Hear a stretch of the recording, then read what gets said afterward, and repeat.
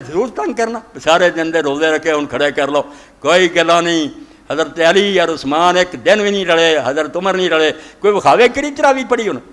ہاں دنیا نو دعائی دیندے رہے کہ خدا دے بندے پچھلے ویلے پڑھو، نہیں لوگ ہٹے تے پڑھ دے پھر۔ بیٹے انہوں نے عبداللہ بن عمر رضی اللہ نے آکھیا آج ہی حوالہ لے کے گئے، کسے پوچھا برڑا انہوں نے آکھا کچھ آندا ہی قرآن سے، انہوں نے کہا ہاں کوئی صورتاں آندیاں، تو فرمایا بجائے دے چپ کر کے تو کھوتے دی طرح کھڑا رہے۔ کھوتا آکھیا کہ گدھے دی طرح پیچھے خاموش کھڑونا چاہیے چنگا نہیں، سلے تھی بیٹھ جا کے اپنے گھروں چھوٹی چھوٹی صورتاں پڑھ، توجہ نہ۔ تو دین کچھ اپنی طرف ہی دین بنایا جس نہ کوئی اثر نہیں، کوئی فائدہ نہیں۔ کہ آپ کے مولوی ملانے آپ کو تراوی پہ تراوی سنا رہے ہیں۔ اب تو حافظ پہلے کو پیسے دیتی تھی مسجد، اب حافظ مسجدوں کو پیسے دے کر وہاں جماعت کراتے، بھی مجھ سے لاکھ لے کے مجھے تراوی کا امام بنا لیں۔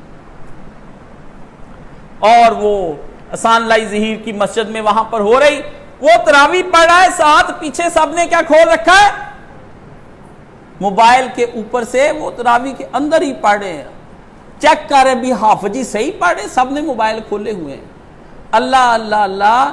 اس کے پیچھے حضرت عبداللہ بن عمر سے کسی نے کہا چپ کر کے امام کے پیچھے گدھا بن کر سننے سے بہتر ہے کہ اپنے گھر جا کر قرآن پڑھ لے۔ یہ حضرت عبداللہ بن عمر کا فتویٰ ہے، میرا نہیں۔ یہ 2 نمبر کی تراویحوں نے تمہارا دین برباد کر کے رکھ دیا ہے۔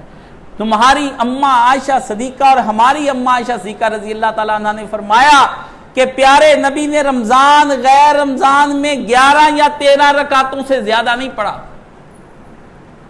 تراویح کوئی نئی نماز نہیں رمضان میں آئی، وہی تہجد ہوتی تھی، کبھی رسول اللہ شروع میں پڑھ لیتے تھے، کبھی درمیان میں رات کے اور کبھی دن میں۔